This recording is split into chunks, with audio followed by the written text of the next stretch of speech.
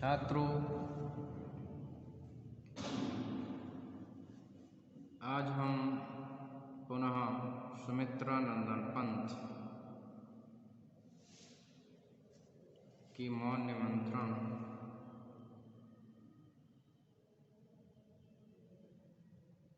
कविता को लेकर प्रस्तुत हुए हैं। यह अत्यंत महत्वपूर्ण कविता है और छायावाद की रहस्यवादी प्रवृत्ति से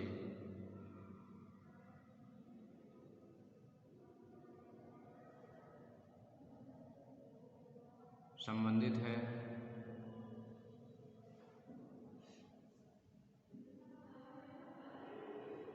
इससे पूर्व इस कविता के कुछ अंश की हम चर्चा कर चुके हैं। आज हम इस प्रस्तुत अंश की बात करेंगे।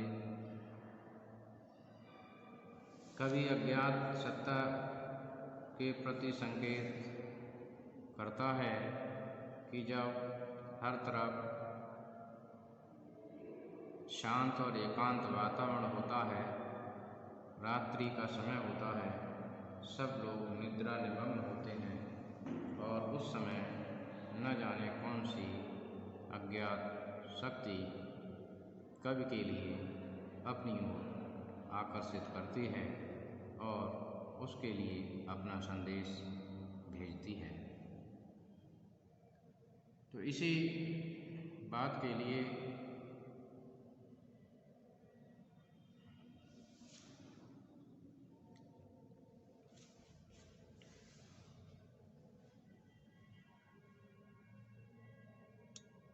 कवि ने इसमें अभिव्यक्त किया है, अपने विचार व्यक्त किए हैं। तो आइए पहले इस कविता को पढ़ते हैं और उसके बाद हम इसके अर्थ को जानेंगे।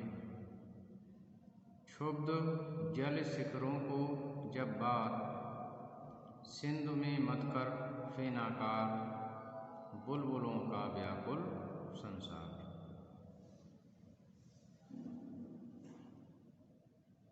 बना बिथुरा देती अज्ञात उठा तब लहरों से कर कौन, न जाने मुझे बुलाता मौन।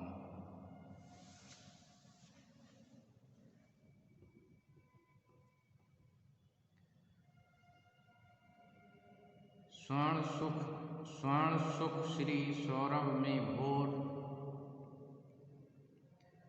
विश्व को देती है जब बोर, बिहक कुल की कलकंठ हिलोर, मिला देती भू नभ के छोर।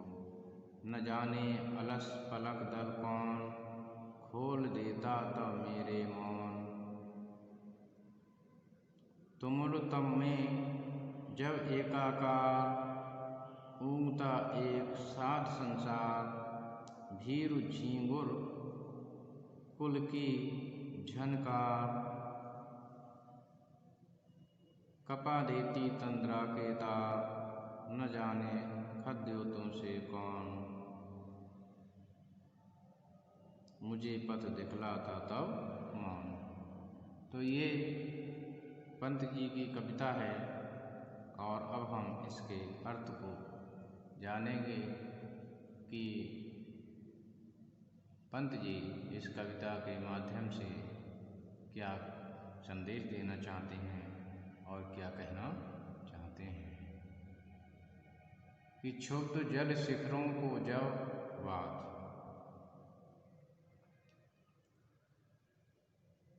क्षुब्ध जल शिखरों को जब बात सिंधु में मत कर फेनाकार।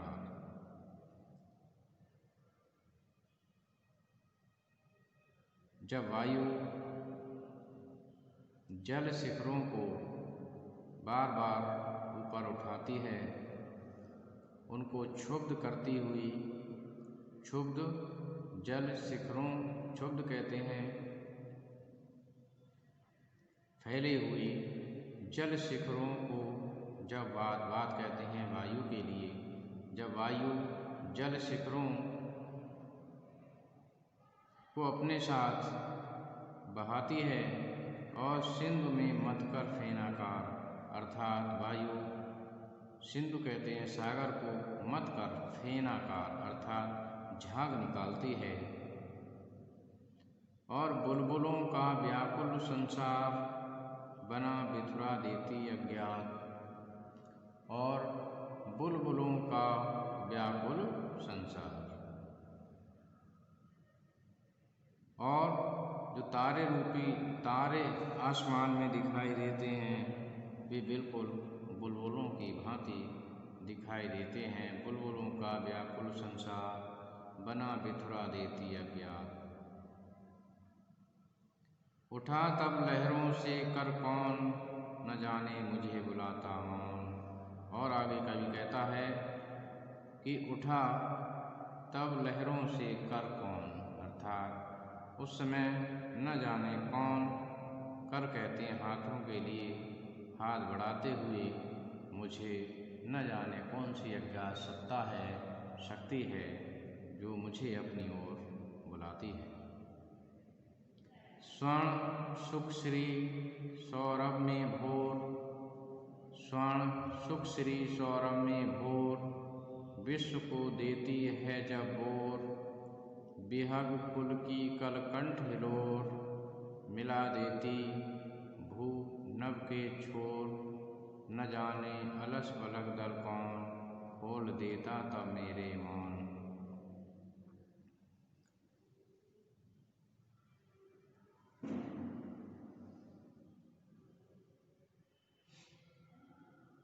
स्वर्ण सुख श्री सौरभ से भोर, स्वर्ण सुख श्री सौरभ में भोर, विश्व को देती जब भोर। स्वर्ण कहते हैं सोने के लिए, सुख, और श्री कहते हैं धन के लिए, सौरभ में भोर अर्थात जब संसार में सोना, सुख, धन और सौरभ सुगंधी हर तरफ होती है, विश्व को देती जब भोर अर्थात उसको उससे ऐश्वर्य से संसार को जब भर देती है प्रकृति। बिहग कुल की कलकंठ हिलोर, मिला देती भू नभ के छोर।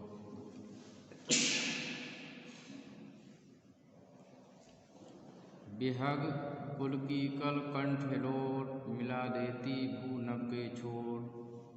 बिहग, बिहग कहते हैं पक्षियों कुल, पक्षी कुल की कलकंठ हिलोर अर्थात पक्षियों का जो कलरव गान है, मिला देती भू नभ के छोर। जब वे कलरव गान करते हैं तो भू कहते हैं पृथ्वी के लिए और नभ कहते हैं आसमान के लिए। जब वे कलरव करते हैं तो वे पृथ्वी और आकाश को अपनी ध्वनि से मिला देते हैं अर्थात हर जगह उनका कलरव व्याप्त हो जाता है। न जाने अलख पलक दल कौन, खोल देता तब मेरे मौन। और उस स्थिति में भी अलस, अलस कहते हैं आलस, और पलक दल कौन, मेरे आलस रूपी पलक उनको खोल देता है अर्थात मुझे अपनी ओर आकर्षित करता है। मेरा आलस्य समाप्त हो जाता है, पलक मेरी खुल जाती हैं, आँखें मेरी खुल जाती हैं। कौन खोल देता तब मेरे मौन अर्थात मेरे जो मौन है उस मौन को न जाने कौन खोल देता है अर्थात मैं बोलने लगता हूँ। तुमुल तब मैं जब एकाकार, ऊँघता एक साथ संसार। भीर झूंविर कुल की झनकार, कपा देती तंद्रा के तार।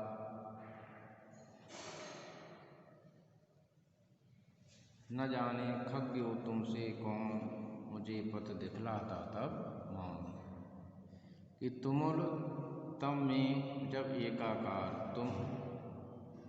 तुमुल कहते हैं घनघोर, तम कहते हैं अंधकार में जब एकाकार होकर ऊँघता एक साथ संसार, अर्थात जब संसार घनघोर अंधेरे में एकाकार हुआ होता है, उस समय भीड़ झुंगुर कुल की झनकार, अर्थात जो झिंगुर है उसकी आवाज़ जो है सुनाई देती है, झनकार सुनाई देती है, और वह झनकार कपा देती तंद्रा के तार। तंद्रा से आशय नींद से है कि लोग जब नींद में होते हैं तो जब झिंगुर तेज आवाज़ में बोलता है तो लोगों की नींद उचट जाती है, अर्थात नींद भंग हो जाती है। न जाने खग्योतों से कौन मुझे पथ दिखलाता था मौन।